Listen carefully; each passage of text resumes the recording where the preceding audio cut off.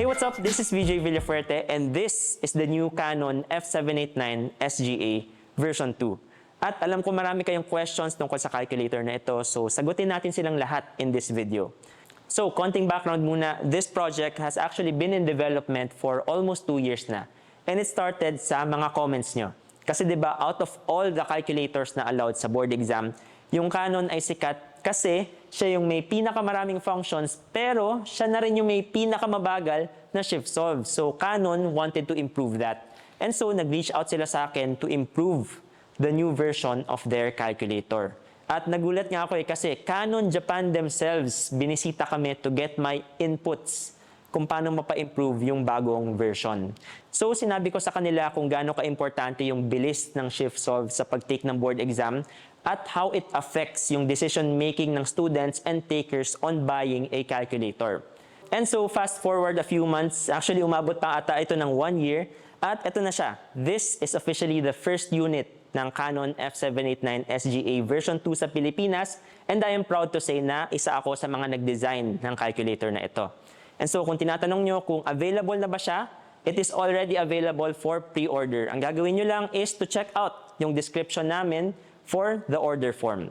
Pero first, siguro nagtatanong na kayo, allowed ba ito sa board exam?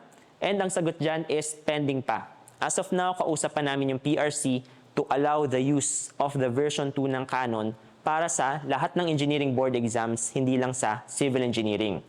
So with that out of the way, tingnan natin kung paano siya nag-improve compared to its previous version sa tatlong criteria of a good calculator. And those are yung design, functions, and speed. Start tayo sa design. In terms of design, sobrang magkaiba ng itsura ng version 2 compared sa version 1. Yan, size difference pa lang, medyo mas maliit yung version 2, so mas madali siyang hawakan. Next is yung case nila, magkaiba din. Sa version 1, it is a sliding case kung saan yung pagtanggal at pag-insert niya is pag ganito. Para naman sa version 2, snapping case siya. So, isa-snap nyo para tanggalin and isa-snap nyo pabalik. And also, na-observe ko lang na parang mas kamukha pa ng version 2 yung recently banned Casio FX991ES Plus. Yan, kita nyo yung similarities nila. Both silang may rounded corners at even yung battery nila ay parehas. Both silang gumagamit ng AAA battery. Ang pinagkaiba nga lang is sa version 2 ng Canon, mas madali nyo silang mare-replace kasi meron siyang pag ganitong mechanism kung saan madali lang i-replace kapag na-lowbat yung Canon nyo, whereas sa Casio, kailangan nyo pang i-screw. Next is ito. Mapapansin nyo na meron tayong QR code or hologram sa version 2 and Canon says it is a security feature to prevent tampering. Next, punta naman tayo sa arrangement ng buttons ng dalawang Canon. At ma-observe nyo na walang pinagbago. Kung ano yung order at arrangement ng buttons from the version 1, yun din yung makikita nyo sa version 2. So, hindi kayo mahihirapan mag-adjust. Ang pinagbago lang nila is yung color ng text at yung shape ng top buttons from rectangular naging circular. And also ito, isa ito sa mga changes na pinopose ko sa Canon. Pansinin nyo yung on button niya, medyo nakalubog compared sa other buttons. At sinadya siya. This is to prevent you from accidentally pressing the on button and erasing yung na-type ng equation sa calculator. Next, tingnan naman natin yung kanyang functions. Ngayon, in terms of functions, exactly identical yung both versions. Kung ano yung magagawa nyo sa version 1, yun din yung magagawa nyo sa version 2 and vice versa. Walang dinagdag na function sa version 2 and that is to increase yung chances ng PRC para i-approve yung version na ito.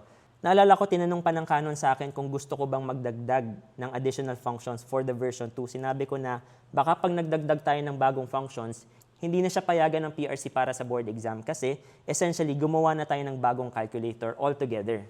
So once again, kung nasanay na kayo sa paggamit ng version 1 ng Canon, hindi na kayo mahihirapan mag-adjust kapag bumili kayo ng version 2. And finally, yung pinaka-hinihintay ng lahat, speed test. Tingnan natin kung gaano kabilis yung Canon compared sa kanyang previous version and compared to all other calculators na allowed para sa board exam.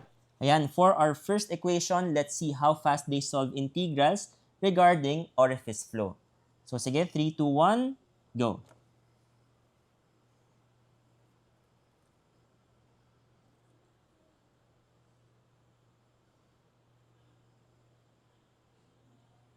And surprisingly, nauna yung bagong version ng Canon at 11 seconds. Tingnan natin yung susunod. Next would be yung Cars at 17 seconds. And then followed by Casio at 22 seconds, followed shortly by the first version ng Canon, pero unfortunately hindi na-solve ng Olympia yung equation. Next naman, let's see how fast they solve the same integral, pero this time in linear mode na. At this time nauna yung Casio at 1 second, followed shortly by Canon second version at 2 seconds, and yun, sunod-sunod na yung remaining calculators. Again, hindi ulit na-solve ng Olympia. Next, let's see how fast they shift solve an equation involving a square root. Yan, so ang procedure natin dito is same initial guess. Yan. And yun, mahirap palang mag-press ng 5 calculators at once, pero go. This time nauna yung Olympia at 2 seconds, followed shortly by Casio and yung second version ng Canon at 5 seconds. And yun, halos magkasabay yung Cars at yung Canon first version. Next, this is an equation involving trig functions. Yan, again, same initial guess tayo. At yan, mahirap pala ulit mag-press ng equals sabay-sabay.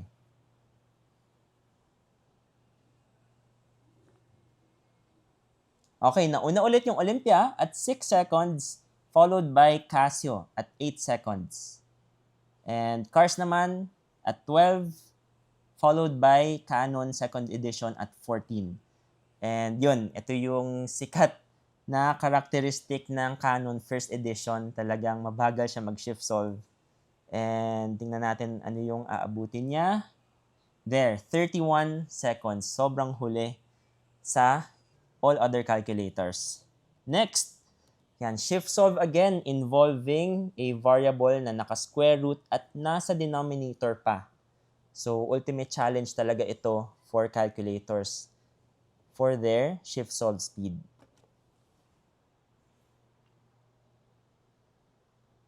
Okay, sabay ngayon yung Olympia and Casio at 4 seconds each.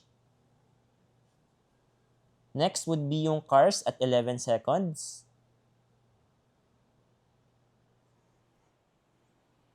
And yun, 19 seconds naman yung second edition ng Canon natin. At yan, processing pa rin talaga yung first edition ng Canon. Kaya sa mga nagtitake ng board exam or even sa mga gumagamit nito sa college, yan, I understand yung frustration nyo. Diba? Masasolve kayo ng Canon. Ayun, 41 seconds yung inabot ng Canon to solve the equation. Next, tingnan natin how they solve derivatives. Okay? 1 second, 2 second, yan. Pero ang nauna pa rin ay yun, both Canon and Olympia. So, in summary, sobrang laking improvement ng second edition ng Canon compared to its first version. So, sa mga gumagamit ng F789 SGA sa college, pwedeng-pwede nyo na gamitin yung second edition ng Canon at wala kayong kahit anong adjustment na may experience. As I've said earlier, same yung button layout, same yung functions, hindi kayo mahihirapan mag-adjust if gagamitin nyo yung second edition ng Canon. And that's it. Yun na lahat ng kailangan yung malaman on the new version ng Canon F789 SGA. Again, kung gusto nyo mag-pre-order, check nyo yung description for the order form. So I hope marami kayong natutunan sa video na ito. Subscribe kayo for more future videos. And as always, thanks for watching.